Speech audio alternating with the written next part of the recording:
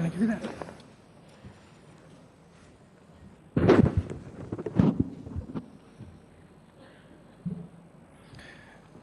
Mr. Adi Godrej, Mr. S. Gopalakrishnan, Ajay Sriramji, Mr. Chandrajit Banerjee, leaders of business and industry, friends, it's an honor for me to be here today.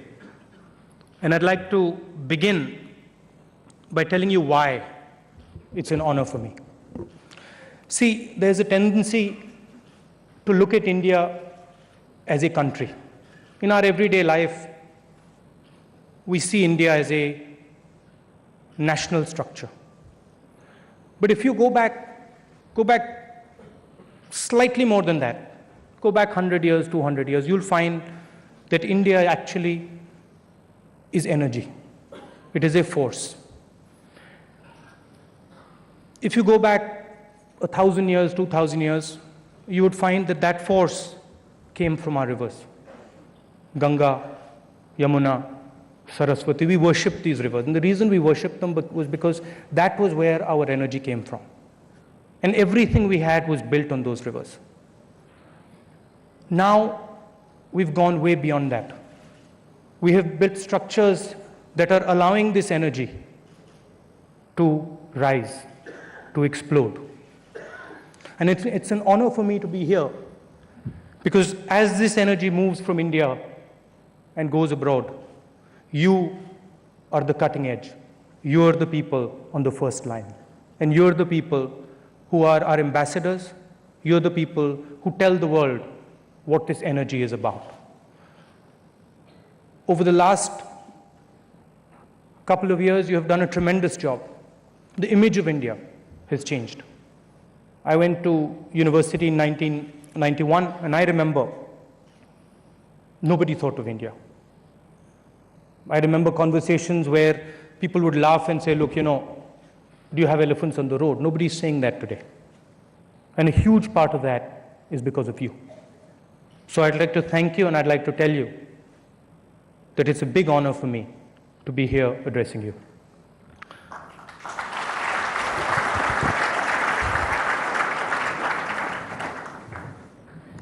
I think the way it's going to work is I'm going to give a little speech, and then we're going to have questions, right? Okay, so can I take this? It was a dark night some years ago when my team and I got on the Gorakhpur Lokmanya Tilak Express and traveled across India's heartland. We wanted to understand how young Indians were building their future. And I spent a large part of the 36-hour journey moving across the train and talking to travelers, youngsters, weary families, and migrants moving from the dust of Gorakhpur to the glitter of Mumbai. It took us 36 hours. It's called an express. Anyway, I remember a young boy from Purvanchal, Girish, who painted the outside of skyscrapers. There were two carpenters, one of them traveling from his village to Mumbai for the very first time. Imagine the feeling of a young fellow getting on the train, coming out of his village, going to Mumbai. Spoke to a young Muslim boy setting out to start his life. He had no idea what work he was going to do. I asked him, boss, what happens if you reach Mumbai and there's nothing for you to do? If I reach Mumbai, there's nothing for me to do. I'll get in a train, I'll go to Bangalore. That's the spirit of this country. Forward-moving, brave. What struck me about that train was the optimism. These were poor people, weak people, but not one of them was pessimistic. They were sitting there saying, "हाँ भैया काम हो जाएगा, नौकरी मिल जाएगी," and they were all struggling. And this optimism for me is just like India. It's bursting with dreams and fearless ideas, brave ideas. And as it hurtled towards Mumbai, I sat there looking at this train and wondering how many of these dreams will actually be fulfilled. By the time we reached Mumbai, we had made friends with Girish the carpenter. And he told us, "Come and see where I live." And we thought, that's an interesting thing to do. We had come all the way from Gorakhpur and we thought, let's see what this little migrant, young migrant is doing. 4 o'clock in the morning, walk off into the gullies of Bombay, monsoon season, where feet are going into puddles, and then he opens the door. Little room, probably the size, twice the table. 6 people sleeping inside. They get up. All of them are migrants. All of them have done that little journey. All of them have that dream. We had a little chat, very smart fellow, entrepreneur like all of you, except he had the empty pockets. And he says, come to the chai wala. We go to the chai wala, there's 5, 6 of us, and he buys us all tea. And he insisted that, nahi, main to kharidunga. That is the spirit of this country. Millions and millions and millions of youngsters struggling every day with optimism. And the story of his, the story of Girish, exemplifies the idea of empowerment. It exemplifies the Indian worker, the Indian entrepreneur. And as we talk here, 1 billion people are breaking their shackles. They're coming out and they're claiming their place in the sun. India is home to the largest pool of human capital the world has ever known, and probably will ever know. And it is this movement of people, this tremendous movement of people and ideas, that is going to define this country in the 21st century. It is this energy that is producing your best managers. It's driving the stock market. And it's the energy providing labor for all your factories. It drives the consumption upon which your businesses are built. Democracy and technology have triggered a non-reversible chain reaction in India. This reaction is now unstoppable. Nobody can stop it. We have to channel this reaction. We are now sitting on an unstoppable tide of human aspiration, a tide so great that it is going to move forward, regardless of what we do. But for this massive movement of people and ideas to be truly transformational, we need to nurture it. We need to make it harmonious. We need to make it happen smoothly. We need to use the energy generated by this movement of people and ideas, the force that this movement is generating, and we need to use it to empower everybody. Not one person, not almost everybody, but everybody. The first thing we need to do is we need to accelerate this movement. It is our duty to provide India with the physical infrastructure to enable this unprecedented movement of people and ideas. This infrastructure needs to connect India. It needs to connect Indian villages, it needs to connect Indian cities, and it needs to connect India to the rest of the world. We have to provide the roads on which our dreams are paved. And these roads, they can't have potholes. They can't break down in 6 months. They have to be big roads because they're going to carry strong people. They're going to carry strong forces. We have to provide the ports from which our ideas will set sail. We have to provide the electricity for our children that will light up their future. Government cannot build this infrastructure alone. We are incapable of doing it alone. We need your help. It has to be built jointly, and together we will find the models where capital is used efficiently and without delay. It is critical that the business environment for the creation of this dynamic infrastructure is stable and predictable. Secondly, people were not the only thing moving on that train. Ideas moved with them. And in the 21st century, we need to make ideas move fast. We need to aggressively build a knowledge infrastructure that will support this massive flow of ideas. Together, we must ensure that our knowledge, education, and skills define the global standard. It's not good enough for us to say, we want to be like them. They have to say, we want to be like India. Certainly, we have the seeds of a world-class education system. It's there, but it's small. It needs to be expanded. But that alone is not going to be enough. Today, we are mortgaging our future because large parts of our education and training are based on defunct ideas, ideas that are no longer relevant. The reality is that a lot of the youngsters in the Gorakhpur Lokmanya Tilak Express were not trained, and so are quite difficult for you to employ. You understand this best because you spend enormous amounts of time and money, hard-earned money, to train them. Our problem is not joblessness. It is a lack of training and skills.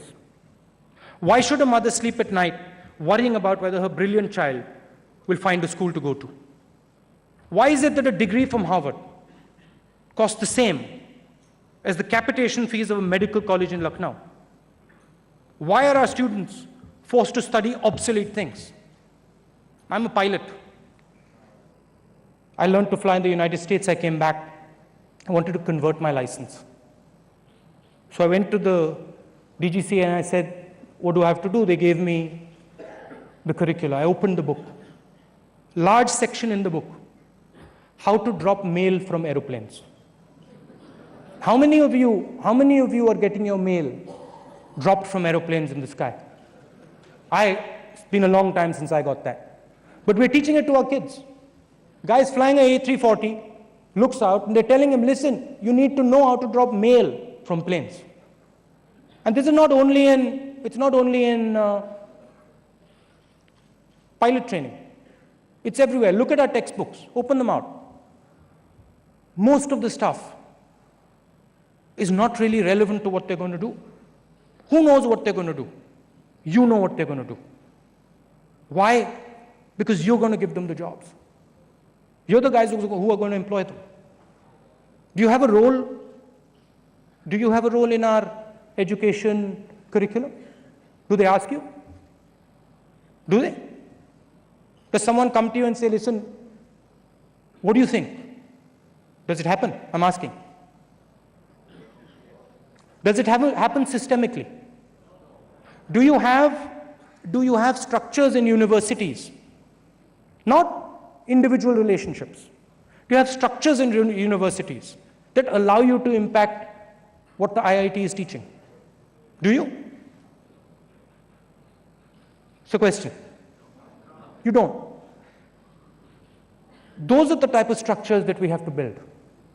Our university structures are closed. They're silos. I meet these guys. They're brilliant guys. Absolutely brilliant. But a university today is a network. It's no longer a silo. The network has to be connected to industry. It has to take input from industry. And it's not happening. I'll tell you a story. A friend of mine comes from the United States, and he wanted to do some engineering work. And he asked me, what's a good place to go? I said, go to the IITs. This was 5 or 6 years ago. I said, go to the IITs, ask professors there. He goes to the IIT, speaks to a professor solves the problem for him, and he comes out. And he says to me, this is very interesting. I went to the IIT, that guy's a brilliant fellow. He solved my problem for me. I'm like, so what's wrong with that? He said, well, he just charged me a couple of thousand rupees. So I was like, what? So he says, well, that thing that he solved for me is actually worth $30,000. This guy has no idea about what his value is. He's got no idea about what he's worth. Why? Because he's not connected to the market. He doesn't understand what the market is ready to pay him. He does, but institutionally he doesn't. So we have to change some of this stuff. For the young, the difference between aspiration and empowerment is basically a job. I go to the rural areas, and the bottom line is a job. Everything else goes around it, education, but it's all done to support jobs. And that's where you guys come in. You are the people who are going to take the lead for the creation of jobs. What we have to do, what the government has to do, is we have to improve the playing field and create an impartial, professional, and rules-based government system. I've spoken to you about what we need to do to nurture this movement of people. I'd also like to tell you about what I feel threatens this movement of people. What is it that we should worry about? What are the things that can go wrong? Lack of infrastructure is clearly one. Lack of knowledge infrastructure is another one. But for me, the biggest danger is excluding people. Excluding the poor, excluding the middle class, excluding the tribals, the Dalits. And I'm going to tell you why. Whenever we've not embraced the excluded, women, the minorities, Dalits, tribals, we've always fallen backwards. President Kennedy famously said that a rising tide raises all boats. I oversee a women's self-help group movement in my constituency and in Uttar Pradesh. And chatting to them once, I told them this. I said, President of the United States, he said that a rising tide raises all boats. The woman looks at me and she says, Rahul bhaiya, hamare paas to nao hi nahi hai. A rising tide doesn't raise people who don't have a boat. We have to help build the boat for them. It's not good enough to raise the tide. We have to give them the basic infrastructure to rise with the tide. And what is the basic infrastructure?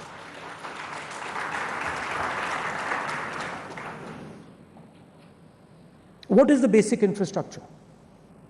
The basic infrastructure, as designed by the UPA, is a rights-based paradigm. Give everybody the basic minimum on a number of key ideas. Give them a basic minimum on the job front. Give them a basic minimum on the education front. Give them a basic minimum on information, which is what Nandan is doing. That is what we are trying to do with the rights-based approach. The rights-based approach is important because it allows people to move. It builds this movement. One of the biggest problems poor people have is identification. If you go to a village, the village knows each other. Everybody in the village knows each other. Uska bhai hai, uski behan hai. When the villager leaves the village, he loses all that information and nobody else has it. So a lot of the ideas that we have are designed to support this movement and make it smoother, more comfortable for people who are going to move. And as I said earlier, this movement is what is driving everything. It is what is driving your businesses. Let me go back to the women for a bit. They told me they have no boats, but the work our women do, the work millions of Indian women undertake every day, not poor ones, not rich ones, every single one of them. The work they do right now, as we're sitting here in this nice AC'd hall, they're building not only our boats, they are the waves. They are not only building boats, they are the waves. And I, for one, will not speak of growth without speaking of them. Our economic vision must be about more than money. It must be about compassion. We must envision a future for India that leaves no man and no woman outside in the shadows. Embracing the excluded is essential to the wealth of the nation. If we do not embrace them, we will all suffer. It's very simple. In a democracy, the poor have a veto. And we have to carry the poor and the weak with us. India will only move forward with inclusive growth that embraces everyone and is open and attainable to those inside this room and those very, very far outside. Now, there is a strong connection between harmony and growth. I spoke about this energy, this movement, and there are two ways this movement can go. It can go harmoniously, or it can go disruptively. And the idea of the Congress Party is that it should go harmoniously. Everybody should move together happily. There's a strong connection between harmony and growth. India has grown faster under the UPA because we have greatly lowered tensions between communities, made growth more inclusive, and fostered an environment of tolerance and harmony. Anger, hatred, and prejudice do not contribute to growth. Do not underestimate the benefits of harmony. When you play the politics of alienating communities, you stop the flow of movement of people and ideas. And when that happens, we all suffer. Businesses suffer, the seeds of disharmony are sown, and the dreams of our people are severely disrupted. Once begun, this damage takes a very long time to reverse. It is very dangerous to leave people behind. Inclusive growth is a win-win for everybody. We in the Congress Party have been systematically working on creating modern political infrastructure that provides people with voice. By lifting people out of poverty, using our rights approach, we are smoothing out a lot of these flows.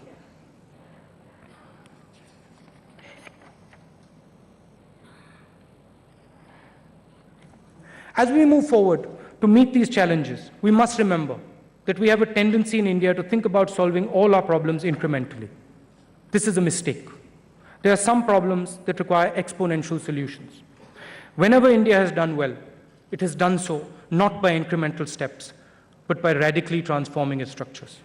Look at our successes, from the Green Revolution to the White Revolution to the IT and telecoms revolution.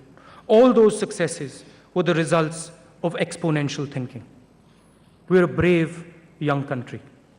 Let's break out of the mode of incremental improvements and get into the mode of generational shifts.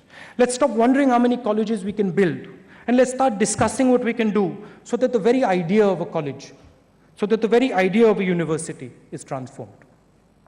This might sound idealistic to you, but I'm speaking very seriously from India's experience. Look, if we went about the telecoms revolution in the 80s by distributing telephones one by one and going slowly house by house, Sam Pitroda wouldn't be sitting here with us. He would be somewhere in Kalahandi distributing telephones. He wouldn't have that wonderful white hair. He'd be bald. I have no interest in going bald, even though it's looking pretty likely at this stage. So let's get in the business of smart interventions. Your voice and skill set has to go into policy in a systemic way. Sam Pitroda, Krishnamurthy, Sridharan, Nandan Nilekani, they all combined their skills with government to empower people and transform India. What India is thirsting for now is a visionary partnership. A partnership that incentivizes you to provide economic gains for the poor and the millions of aspiring middle class. It is only once this partnership is forged that we will generate the momentum to transform this country. The Congress Party is the only political institution capable of forging this partnership. It is the only party which is inclusive by design and whose core value is promoting harmony. We are committed to creating an open political architecture that is accessible to every Indian. Today, we need to forge a new business compact, a new framework that responds to the 21st century. On our part, we will ensure a fair, rules-based and stable environment for entrepreneurs, large and small. An environment where businesses need not compete in the corridors of Harizina Hill, but compete instead on the streets and gullies of our towns and villages. An environment where businesses will thrive by innovating better products and services. The compact should bring the excluded into the economic mainstream. In such an environment, I invite business to help us unleash entrepreneurship and jobs at scale. In this compact, business would commit to play by the rules, protect the environment, and respect the rights of people. We are readying ourselves by developing a new political architecture which will incorporate in a systemic way all voices, including the voices of business. I've come here because I believe in you. I believe that this country cannot move forward without you. I've come here because I want to forge a partnership with you, a long-term partnership to take this country forward. Let us work together to build this brave, empowered new India.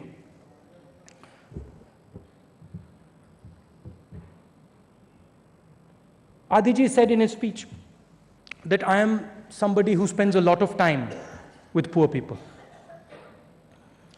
But I want to make one thing very, very clear. India cannot go forward without partnership, without working together. The poor are one component of our country. Business is another component. The middle class is a third component. We have to work with all these components. It's not good enough to say, listen, the poor are important. It's not good enough to say business is important. It's not good enough to say middle class is important or the powerful are important. This country is only going to move forward if we stitch together a coalition where we are all working together. And you're critical to that. Absolutely critical. It cannot be done without you. So that is my message. Thank you for coming here and listening to me.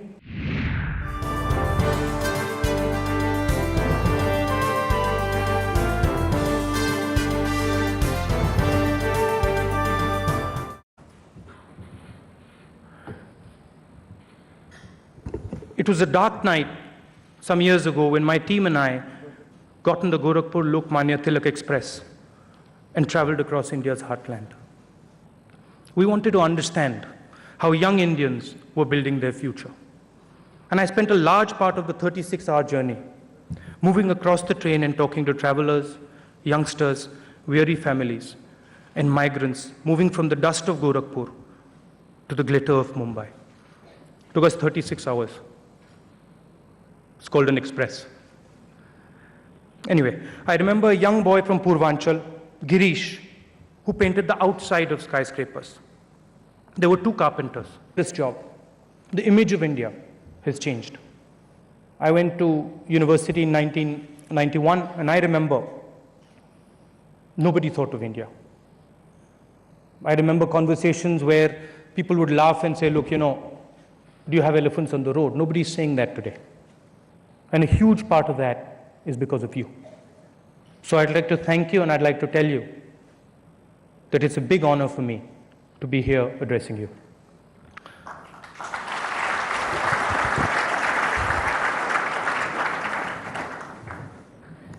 I think the way it's going to work is I'm going to give a little speech and then we're going to have questions, right? Okay, so can I take this? Honor for me to be here today. And I'd like to begin by telling you why it's an honor for me. See, there's a tendency to look at India as a country. In our everyday life, we see India as a national structure. But if you go back slightly more than that, go back 100 years, 200 years, you'll find that India actually is energy.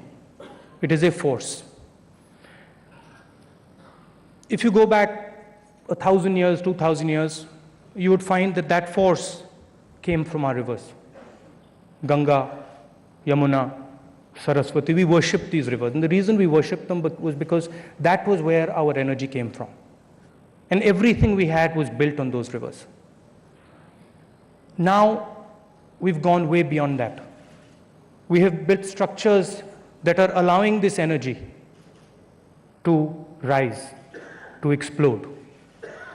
And it's an honor for me to be here, because as this energy moves from India and goes abroad, you are the cutting edge. You are the people on the first line. And you're the people who are our ambassadors. You're the people who tell the world what this energy is about. Over the last couple of years, you have done a tremendous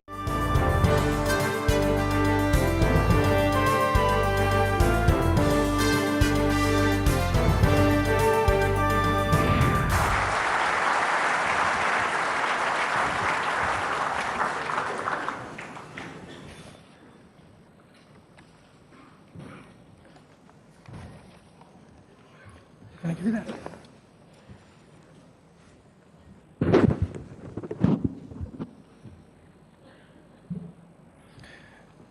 Mr. Adi Godrej, Mr. S. Gopalakrishnan, Ajay Sriramji, Mr. Chandrajit Banerjee, leaders of business and industry, friends, it's an honor